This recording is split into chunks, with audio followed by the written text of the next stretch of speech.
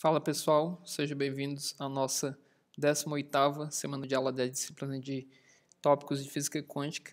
Na aula passada a gente viu a equação de Schrödinger como solução para o átomo de hidrogênio, né? A gente resolveu essa equação tridimensional em coordenadas esféricas para o átomo de hidrogênio. A gente viu aqui esses gráficos também, a gente terminou a sessão com esses gráficos aqui de probabilidade, né? Para o átomo de hidrogênio.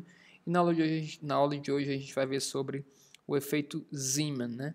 Que nada mais é do que o desdobramento dos níveis de energia do átomo quando eles são colocados na presença de um campo magnético.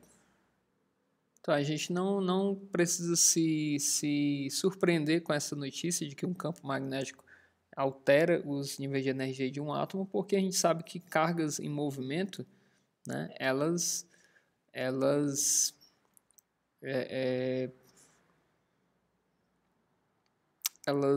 interagem com o campo magnético, né?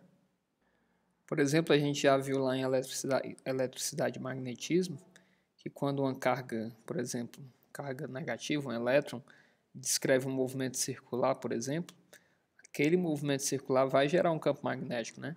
Da mesma forma que se você aplicar um campo magnético em uma carga em movimento, ela vai também descrever uma órbita circular, né? Então não é de se surpreender que cargas elétricas descrevendo movimentos circulares ou elípticos tendem a gerar momentos magnéticos, né? E aquilo ali vai com certeza interagir com o campo magnético externo, alterando ali os níveis de energia, tá certo? O primeiro a observar esse fenômeno foi o físico holandês Peter Zeeman, em 1896, né? E por isso que ele percebeu que na presença de um campo magnético, algumas linhas espectrais eram desdobradas em diversas linhas agrupadas, como essa aqui da figura. Ó. Você tem aqui um nível de energia sem um campo magnético. Quando você aplica o campo, esse mesmo nível se desdobra em 3 outros níveis aqui, ó, tá certo? Isso devido às interações magnéticas, né? E aí, em homenagem a Peter Zeeman, esse efeito recebeu o nome dele.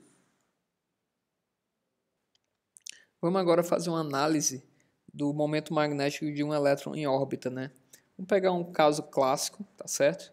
Um elétron orbitando em torno de um centro, né? Uma órbita circular, igualzinho o modelo de Bohr. Né?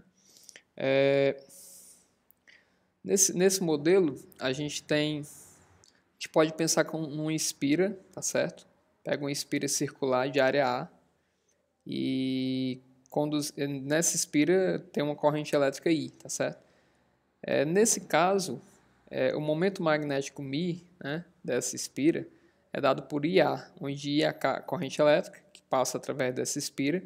Esse espira é um fio, tá certo? É como se fosse um fio de um circuito elétrico no formato circular, por exemplo, né? E A seria a área desse círculo, beleza? E esse momento magnético ele vai causar um torque nessa espira se for aplicado um campo magnético sobre ela, de modo que o torque é dado por μ, o produto vetorial entre μ e B, né? Entre o momento magnético, o vetor momento magnético, e o vetor campo magnético, tá certo? E a energia resultante dessa interação, a energia potencial, é o produto escalar entre o momento magnético e o campo magnético, né? Com um menos na frente aqui, tá certo? Isso aqui tudo vem lá da eletricidade e magnetismo, beleza? A corrente elétrica que passa por essa espira, a gente pode deduzir o seguinte, a definição de corrente elétrica não é a taxa de carga que passa por tempo, né? Numa espira, se você pensar num elétron orbitando em torno de um centro, é uma carga elétrica E que no intervalo de um período completo ela passa ali, né? Então, em um período completo, que é 2πr sobre V, onde V é a velocidade do elétron, né? Nesse período T, você tem uma carga elétrica E, que passou através daquela seção. Então, a gente tem que a corrente elétrica vai ser E vezes V sobre 2πr, tá certo? E A é a área da circunferência πr ao quadrado. E aí você consegue reescrever isso dessa forma, tá certo? E aí depois a gente pega esse μ e substitui e reescreve ele não mais dessa maneira, mas em termos do momento angular do elétron, né? que é mvr, tá certo? Então a gente pode escrever esse μ, que é esse momento magnético, em função do momento angular. Olha só, classicamente falando aqui, né, a gente tem que o momento magnético do elétron é proporcional ao momento angular, tá certo? E essa razão entre o momento magnético e o momento angular é chamada de razão giromagnética, que é esse E sobre 2m aqui, beleza? Isso tudo classicamente usando o modelo de Bohr, tá certo? O modelo de Bohr, que o elétron está ali bem localizado, na órbita circular, tudo bonitinho, né? No modelo de Bohr, quando o momento angular é quantizado, né? NH sobre 2π ou NH cortado, para N igual a 1, 2, e assim por diante, né? Para N igual a 1, o estado fundamental, essa equação aqui vai fornecer um μ igual a E sobre 2m vezes o L do estado fundamental, que é 1 vezes H cortado, né? Aqui, ó. Então, o μ vai ser E sobre 2m H cortado, ou EH cortado sobre 2m. Esse μb para o estado fundamental do modelo de Bohr aqui, ele é chamado de magnéton de Bohr, né? É uma quantidade que aparece muito nas equações, por isso ela recebeu esse nomezinho aí, um nome diferente, né? Magnéton de Bohr, tá certo? O valor desse magnéton de Bohr, essa constante, né? De acordo com a massa aqui, ó, do elétron, né? É dada por 5,788 vezes 10 a menos 5 eletronvolts por Tesla, tá certo?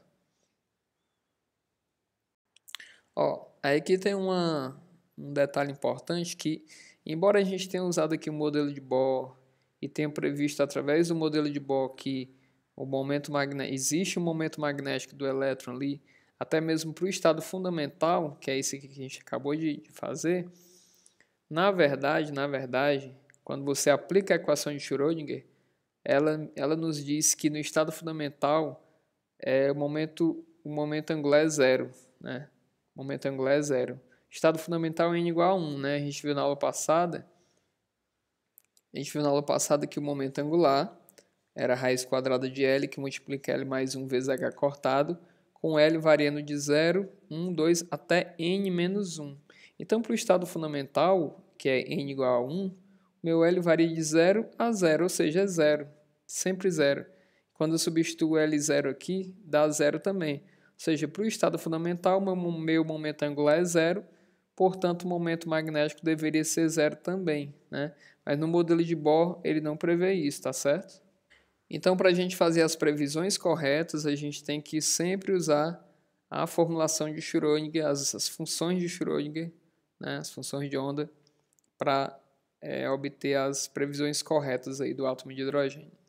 E na formulação de Schrödinger, a gente verifica que existe uma razão giromagnética idêntica ao do modelo de Bohr, que é E sobre 2m. Né? Se o campo magnético estiver direcionado no eixo Z, a energia de interação também vai ser menos μzB, é parecida com o que a gente viu lá para o modelo de Bohr também. Né? O módulo do momento magnético ao longo do eixo Z é dado por esse menos E sobre 2m, vezes o momento angular no eixo Z, tá certo? Sendo que o Lz a gente já viu lá na aula passada que é mLh cortado, onde esse ml é o número quântico magnético, né? A gente está vendo agora por que ele tem esse nome, né? A gente já vai ver.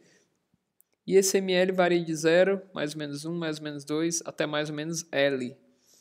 E aí que a gente substitui o Lz aqui, ó, e temos que o μz, o momento magnético ao longo de Z, é menos ml, que é o número quântico magnético, vezes EH cortado sobre 2 vezes a massa, tá certo? Não confundir o m de massa do elétron com o ml, número quântico magnético, beleza? E aqui a gente tem a equaçãozinha, né? Ó, a energia dessa interação do campo magnético com o nosso elétron é dada por menos μz vezes B. Isso, um campo magnético, desculpem, ao longo de Z, tá certo? A gente tem dada por essa equação, você pode substituir aqui, ó, esse mesmo valorzinho para o μz, né? Ó, todo esse valor aqui. E aí a gente tem isso, ó. que a energia de interação é o número quântico magnético vezes o magnéton de Bohr, que é aquela quantidadezinha que a gente viu, vezes o campo magnético, beleza? Módulo dele, né? Perceba que aqui, ó, ml, a gente já viu que ele pode ser mais ou menos 1, mais ou menos 2, então ele pode ser esse valor para mais ou para menos, né? Essa energia pode ser positiva ou negativa, né? E, em outras palavras, o que acontece é o seguinte: essa energia de interação é a energia que vai ter a mais em cima do nível de energia que vai ser desdobrado, né? Como a gente viu aqui mais para trás, ó. Esse nível aqui se desdobrou em mais dois aqui, ó, para cá e para cá, né? Por quê? Porque o meu ml ele pode ser 0, onde não muda o nível de energia, e pode ser mais ou menos 1. Mais 1 ele fica um pouco maior, menos 1 fica um pouco menor, mas sempre nessa quantidadezinha que a gente acabou de calcular aqui, né? Ó, sempre a quantidadezinha seria o magnéton de Bohr vezes o próprio campo, módulo do campo, certo? E essa energia U é a energia que vai deslocar esses níveis de energia sem o campo magnético. Quando você aplica esse campo, ele tem esse deslocamento aqui, ó, de mais ou menos 1, mais ou menos 2, enfim, ele acaba desdobrando esses níveis em vários outros aí, tá certo? De acordo com o número quântico magnético aí, essas quantidades que a gente está vendo aqui. Pronto, ó, como o número quântico magnético, né, os valores deles são números inteiros que variam de menos L a mais L, então um nível de energia com um dado valor de L apresenta 2L mais 1 diferentes estados orbitais, né? Ele se desdobra em 2L mais 1 estados, né? Por exemplo, para L igual a 1, ele pode ter até 3 estados, é o mais ou menos 1 e o 0, né? Aqui para o ml, ó. O ml pode ser 0, pode ser mais ou menos 1. Então são três possibilidades aqui de estados de energia. E na ausência de campo magnético, todos eles ficam degenerados, né? Fica com o mesmo valor. E aí, na presença do campo magnético, a diferença de energia entre esses níveis vai ser sempre, ó, magnéton de Bohr vezes o módulo do campo, para mais ou para menos, tá certo? Aqui a gente tem uma ilustração desses níveis de energia e seus desdobramentos, né? Ó, aqui para o ml igual a 0, quando o momento angular também é 0, você tem ml nulo, e os níveis de energia, que o N2, 3 e 4, por exemplo, eles se mantêm degenerados, né? Sempre no mesmo valor aqui. Quando você tem o momento angular, o número quântico orbital, né? L igual a 1, por exemplo, o número quântico magnético vai ser mais ou menos 1. E aí esses níveis vão se desdobrar em 3 aqui, ó. 3 níveis aqui, 3 níveis aqui. E, por exemplo, esse outro aqui, ó, para o L igual a 2, o ml mais ou menos 2, né, variando de menos 2 a mais 2, você tem um desdobramento em 5 níveis de energia, né, ó, em L igual a 2. Para L igual a 1, ele se desdobra em 3, para L igual a 2 se desdobra em 5. Sempre 2L mais 1, né? Então aqui como L igual a 2, 2L mais 1 dá 2 vezes 2, 4, mais 1, 5. 5 níveis, ó, tá certo? Aqui 2L mais 1 dá 2 vezes 1, que é 2 mais 1, 3. Ele se desdobra em 3 níveis, ó, tá certo? Só uma representação aqui para vocês entenderem o que acontece, beleza? E aqui para o N igual a 1, né? O L é no máximo igual a 0 e o ml nunca vai ser maior do que isso, né? Vai ser sempre 0 também. Aliás, não... acontece que não tem desdobramento nenhum, né? O ml é sempre 0 aqui, ó. Tá no 0, beleza? Então, para o n igual a 1, você não tem nenhum desdobramento. Mas para os outros aqui, ó, os outros estados excitados, eles apresentam esses desdobramentos aí na presença de um campo magnético. Tá, vamos falar agora sobre um negócio chamado regra de seleção, que talvez você já tenha ouvido falar, mas não saiba o que é, né? Por exemplo, aqui, ó, imagine aqui um estado, um nível de energia para um campo zero, né, um campo magnético nulo. Todos os níveis vão estar degenerados aqui. À medida que eu vou aumentando o campo magnético, vai aumentando essa diferença μB vezes B, né? O magnéton de Bohr, que é uma constante, vezes o campo magnético, o módulo do campo. À medida que esse módulo aumenta, vai aumentando a diferença entre essas energias aqui, ó, e elas vão se desdobrando, né? Tá certo? Nesse caso aqui a gente tem 5 níveis de energia, né? Seria para o L igual a 2, tá certo? Que o meu ml varia de menos menos 2 até 2. Então, fica menos 2, menos 1, 0, 1 e 2, né? E aí a gente podia pensar que essas transições todas são possíveis, né? Mas não é assim que funciona. Por exemplo, na verdade, deixa eu explicar primeiro o porquê. Nessas transições, tem uma conservação no momento angular, tá certo? E o fóton, liberado nessas transições de um nível para outro aí, eles têm normalmente uma unidade de H cortado. E a gente já viu, né? Deixa eu mostrar aqui. E a gente já viu que o momento angular no eixo Z, por exemplo, ele é ml vezes H cortado. Então, se o meu fóton tem uma variação de 1 H cortado, esse ml ele tem que ser no máximo igual a 1 de diferença entre um nível para outro, tá certo? E é isso que fala as regras de seleção. Ó. Imagina aqui dois estados, o estado 2P e o 3D, né? Aqui é o N número quântico principal 2, número quântico principal 3, você tem a subcamada P aqui, ó, que é correspondente a L igual a 1, né? E o D, nível D é isso, correspondente ao L igual a 2, né? Quando você aplica um campo magnético, o L igual a 1 ele se desdobra em 2L mais 1 níveis, né? Ou seja, 3 níveis. Quando você aplica o campo magnético aqui para o L igual a 2, ele se desdobra em 2L mais 1 níveis, que dá 5 níveis. Mas vamos pegar um exemplo aqui que você tem o seu elétron está em um desses níveis e quer passar para cá, para o nível 2P. Né? Não é qualquer transição que ele é permitida. Por exemplo, para o ml igual a 2 aqui, ó, quando ele faz a transição para o ml igual a 1, é permitido. Por quê? Porque a diferença de mLs é 1.